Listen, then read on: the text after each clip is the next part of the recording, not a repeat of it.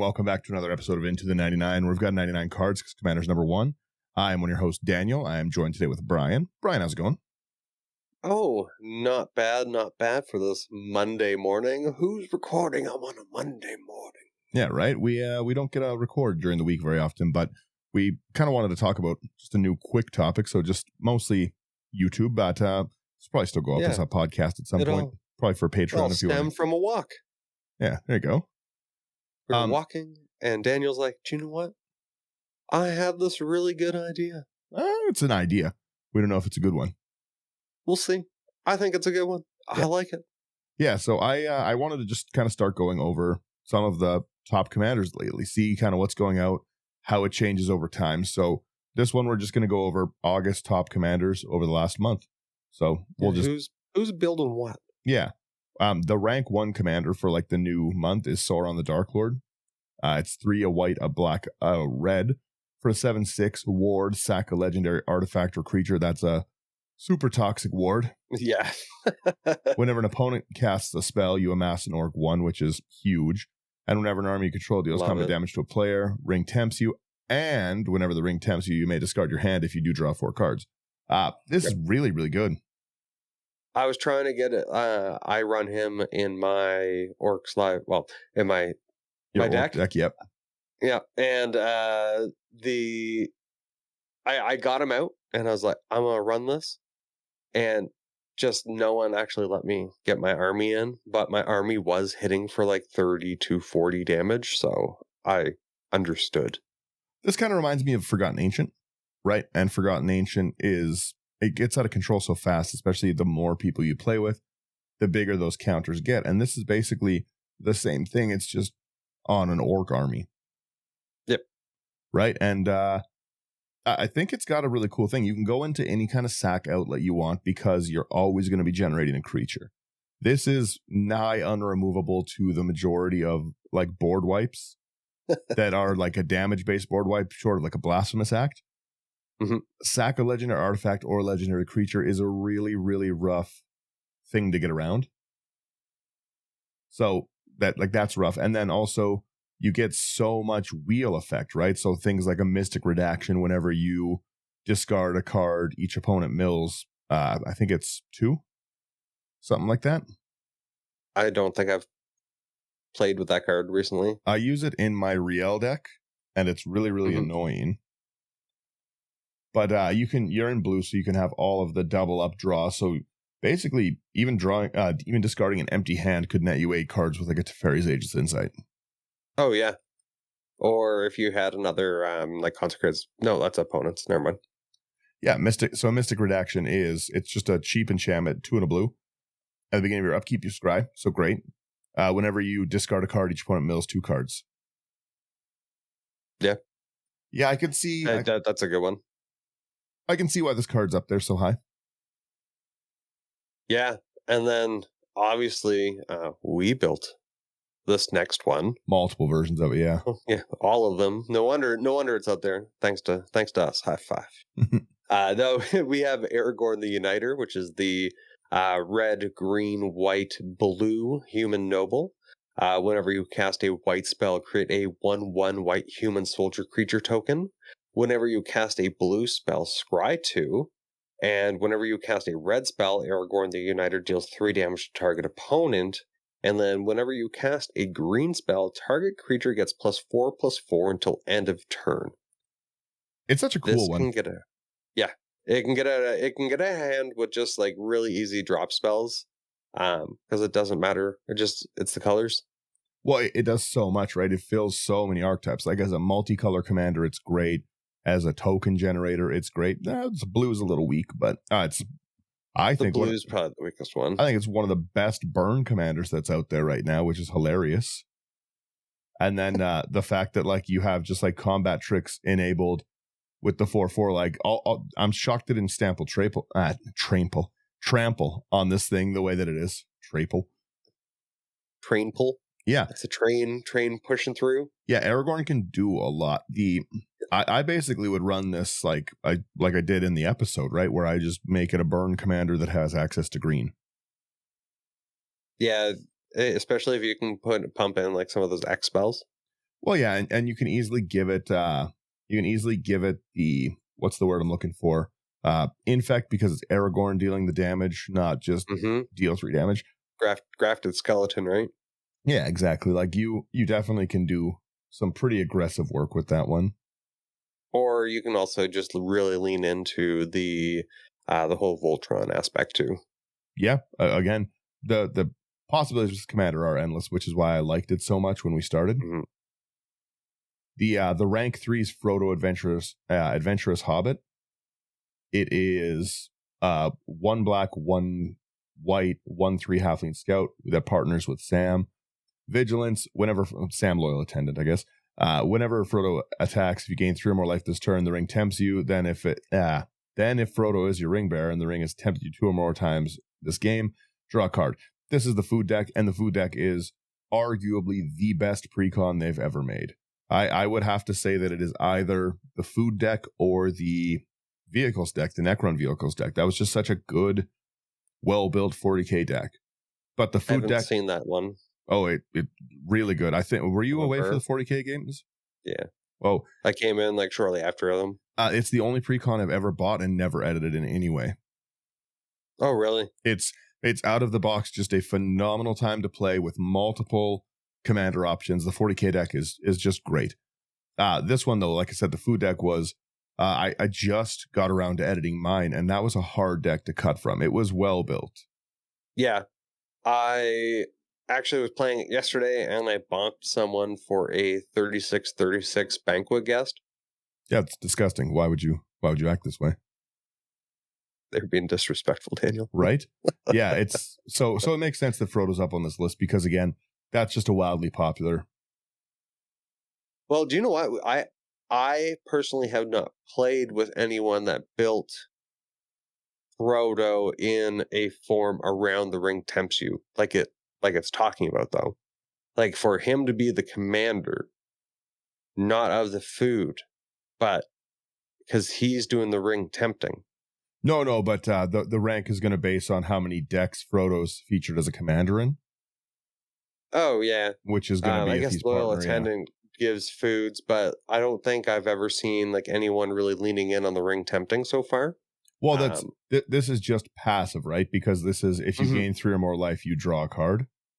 Yeah. So it's just every turn draw.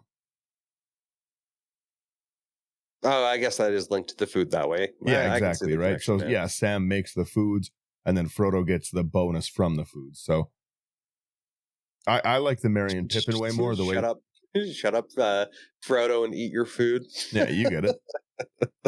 I made this. You're gonna eat it. Yeah, that's actually funny. I like that.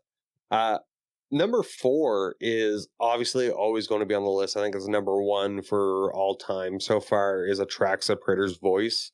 Green, white, blue, black, Angel Horror 4/4, Flying Vigilance, Death Touch, and Lifelink. At the beginning of your end step, proliferate. Yeah, I have one. Attrax is pretty silly.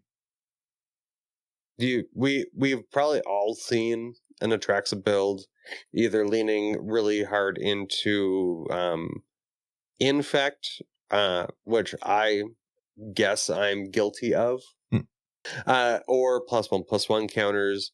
But I have seen Attraxa Super Friends for proliferating Planeswalkers. You have an Attraxa deck, do you? You must. I do have one, yeah. I don't really play Attraxa too much. Mine is just basic, like a really, really simple 1/1 counter Steam deck. I'm not much of a... I don't know. I don't show up to games with my own dice a lot of the time, so... I can understand it now. Yeah, you know what I mean, right? So if I'm sitting there playing a token deck, because that's what mine is. It's like, it's all things that are 1/1 counters, like things that when they enter, they get 1/1. Yeah. And it's just a lot. So I don't play Attraxa as much. Greg's got a pretty interesting Attraxa deck. His he uses a lot of the new Capenna counters, like shield counters, that kind of stuff. And then you can proliferate the shield. okay. Yeah, so it's got a lot of really cool stuff. Yeah. Proliferating shield counters on Attrax is brutal. Not shockingly, we have Tom Bombadil, which was like a really cool one spoiled. It's a Wooburg commander for the God Bard 4/4. As long as there's 4 or more lore counters among sagas you control, it has hexproof and indestructible. Whenever the final chapter of a saga triggers, reveal cards from the top of, resolves, not triggers, sorry. Reveal cards from the top of your library until you get a saga, put onto the battlefield, and the rest in the bottom random order. Triggers only once each turn. Still really good. That's a lot of words. Yeah. He's a bard. It makes sense. He's wordy. Yeah, right. Sherman made one, and we have to get a date to get him in to go over it. Seen him play it once, but I don't think he's like tuned it or pretty much like got it to a point where he would probably say it's complete. Yeah. But I'm really interested because, in all honesty, I don't think I'd really be interested in building this. That's fair. Yeah, Tom Bombadil's not so much my style. I don't like the sagas as much as everyone else. Yeah, like I do get it. love Sagas the art, are enchantments, and I'm a big enchantment guy, but yeah, right. I guess I have other plans going into. So that was our top 5. So just to recap, top 5 was Sauron the Dark Lord, Aragorn the Uniter, Frodo Adventurous Hobbit, Attrax the Praetors of Voice, and Tom Bombadil. And that would be for basically July to August. Then up, so going into our top 10s, would be Lord of the Nazgul, 3 blue and a black, which is a Wraith Noble.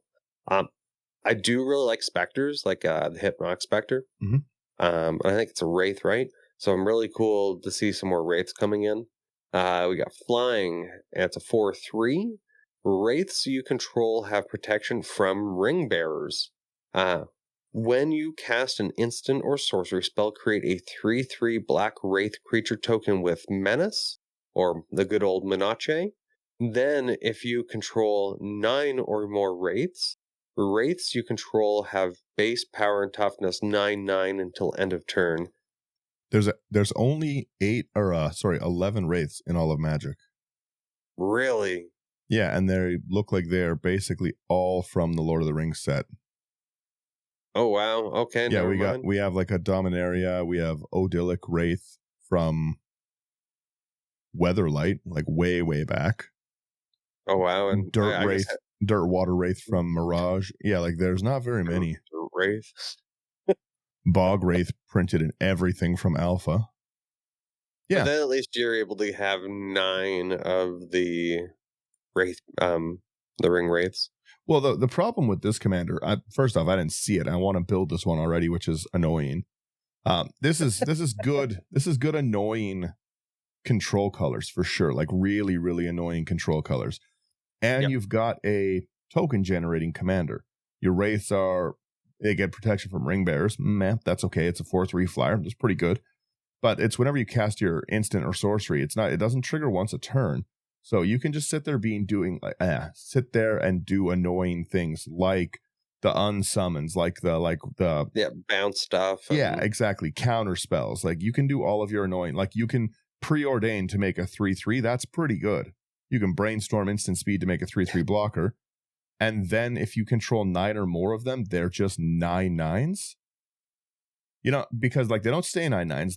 You have to cast an instant or sorcery. But again, how annoying is that if you're just like, okay, well, I'll swing at you and I'm going to brainstorm and now I make another one. They're all 9/9s. Your field's toast. I will double up on your big guy that you're sending at me thinking he was safe. Yeah, like this is a very fun and very buildable commander, which I hadn't seen and will. I'm going to write it down on this list right now. Yeah, I'm sending that to Connor, actually. I think that you could make a really budget version of this as well, because I've been building a ton with the rocks lately, right? Mm-hmm. And this could be just a pretty fun new control commander. I can see why it's popular. Yeah. I don't actually think I pulled this guy unless he was in the pre-con, and I can't remember. Maybe that might make sense. Does it have the same set as the... It looks like it's from the commander stuff. Yeah, it is. All right, give me it. What are we talking about? I might have traded it in. I'll double check my stuff. But yeah, sure. If you want it, I'll give it to you. It's a good one. Actually, I'll fight you over it. I might want to build it now too. You might want to build the annoying token generator?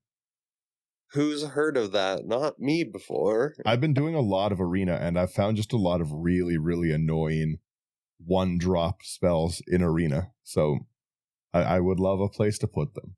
And I really like playing the card a little chat. That card just deserves to be in every deck. The Casualty 1 ability to a little chat's 1 in a blue for you look at the top 2 cards, put 1 into your hand, 1 at the bottom. And then it's got Casualty 1. If you sack a creature with power 1 or greater, you can copy it.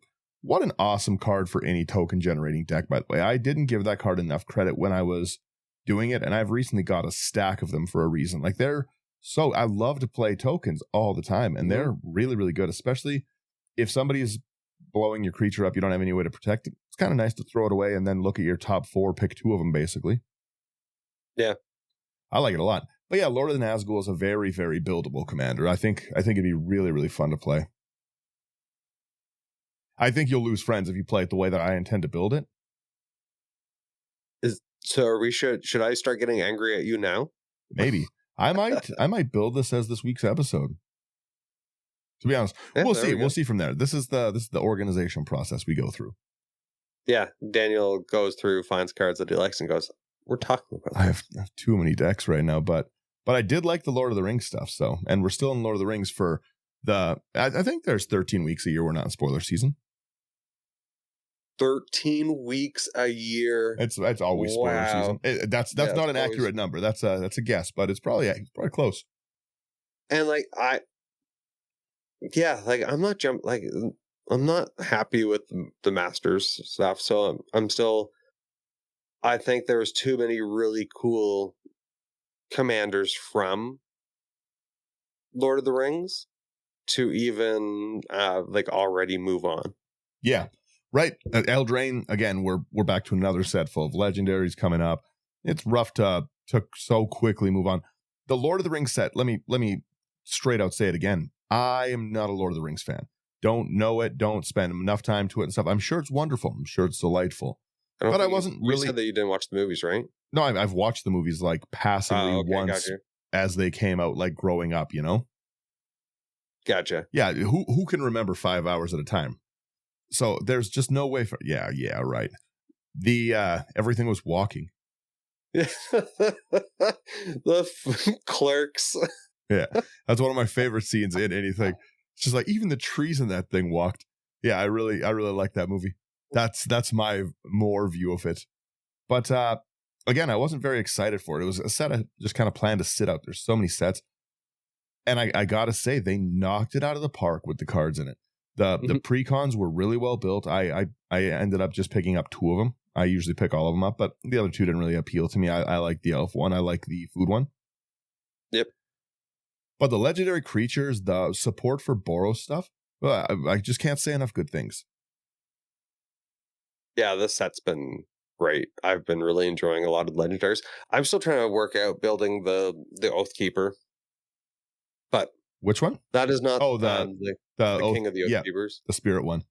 Yeah. Let's rip through the last few top ones. They're ones that are going to be very, very hard to dethrone. We've got Dragon. I'm not even going to read Dragon. You know it. It's the Dragon Commander. It's the Shapeshifter Commander. It's really good. Yep. I had it. I built it with Changelings. I had it again. I built it with Dragons. Yeah. I've got 2 Dragon decks. There's a reason people play it. We have Lateral, which is no shock that it's so popular. That's another one of the pre-cons I just haven't gotten around to editing because I think so many people were building it. So yeah, it's still up there really high. It generates so much tokens. If only this was another deck that I think I could only remove 2 cards out of. Yeah, it was probably just very well built out of the box. I just haven't really played around enough with it, and I have too many decks to go look for one individual deck. So yeah. But yeah, Lathral's a really cool commander. Again, it definitely makes sense that this is on that list. I still personally believe rank 7, rank 8. Yeah, just saying. Rank 9 is Miriam Sentinelworm, which I believe is the best dragon commander that exists, bar none. This is the first one I've seen, actually. So 3, because I don't think I've actually seen this one. Oh, we did. I don't know if you were on the Miriam episode or you weren't. No. Weren't back then. You please read Miriam, see what it does. Yeah, so we got Miriam Sentinelworm, 3 green, blue, red. Legendary creature, Dragon Spirit, flying, ward 2. Whenever another non-token dragon enters the battlefield under your control, create a token that's a copy of it, except that token isn't legendary if that dragon is legendary. Yeah. It's And nuts. it's cheaper than Dragon, and I love all those. Actually, I tell Connor to pick.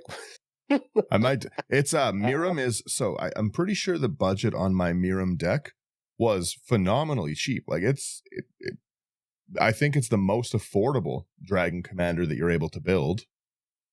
Yeah, because like you don't even have to use like all the good dragons. Well, a big problem is how good Sakashima is. Like the Sakashima with partner. Mm-hmm. Because it's just really, really great to be able to double your commander's ability up, right? Yep. This, you don't need Sakashima for it. All you have to do is put any of the clone spells, Phantasmal Image, any XYZ of them, because it'll enter. Your normal Miriam will die because they're both going to be Miriams, but it will enter, so your clone's going to enter. It's going to make you 2 Miriams. Yep. So like you'll lose 1 Miriam, like your main one, but then you'll get your second clone one. So you can just like, again, Phantasmal Image, enter it, it dies, but you get a non-clone Miriam. And then the next time you have a dragon enter, it's enter, so Panharmonicon as well. The next one, you'll get 2, and so on. It's a really, really phenomenal dragon doubler. That just seems so fun. And yeah, I would probably build it in some form or way of tokens, maybe Atrix and Nev, to just keep generating more and more tokens. Yeah, I'm trying to see if I can find my... I know that it was a really, really cheap commander. Like, it was not expensive at all. Well, while you look for that, I'll at least give us our rank 10. We got Hensy Toolbox Tor, red, black, green, Devil Rogue. And it's a 3/3. Each creature spell you cast with mana value 4 or greater has Blitz. The Blitz cost is equal to its mana cost. Blitz costs you pay cost 1 less for each time you've cast your commander from the command zone this game. I don't think I've played with Blitz. Let's read here. Yeah, Blitz is a cool mechanic for sure. You may choose to cast that spell for its Blitz cost. If you do, it gains haste, and when this creature dies, draw a card, sacrifice it at the beginning of the next end step. I believe one of the people from Prince George played it. Okay. I think the rival played it. Oh, nice. Yeah, Logan likes this one too. I thought someone here also had it. Yeah. I found my Miriam decks. So one is $159 deck, and then the other is a $2,000 deck because I've got duels in it. Obviously. Duels and just some better, like, higher cost dragons. Yeah. But again, it's Miriam being high up there definitely makes sense. Miriam would actually probably go well in the Ruckaramel deck. The sliver deck. Yeah. Because if all your slivers are dragons, then you're doubling up. Like, that would have been a good inclusion. I think that might have been in Slothy's list too. We'll have to go back and double check. Yeah, I don't know. There's too many lists. I do like the honorable mention is our this week's episode, Shalab, Child of Ungoliant. Ooh. The Spider Terror. Yeah, it's definitely a pretty nice one. Hey, Thunder, how's it going? Yeah. Also, for those listening, and if you do join up on our Patreon, you get to come in and do some live listening with us and say hello. Yeah, we're just going over some of these top commanders, and they're pretty interesting ones. Even scrolling down the whole way through the, like, I'm just looking at the bottom. A lot of them are pretty cool, fun things to build. We'll have to go through the big, like, non-exhaustive list later, because there's a lot of really, really good ones on here. Yeah, I was looking at it, and I was gonna say there seems to be um, a lot of commanders that I would build, or I haven't seen them. Yeah, there's right now obviously we're looking at the past week, so it's going to be a little different, but a lot of the Lord of the Rings commanders making that list makes me happy. Oh yeah, for I guess if we do go down to the past week, we got the top 5 still keeping up with Sauron the Dark Lord, Frodo number 2, Attrax number 3, obviously. It looks as if for this week, over the month, Aragorn got knocked down.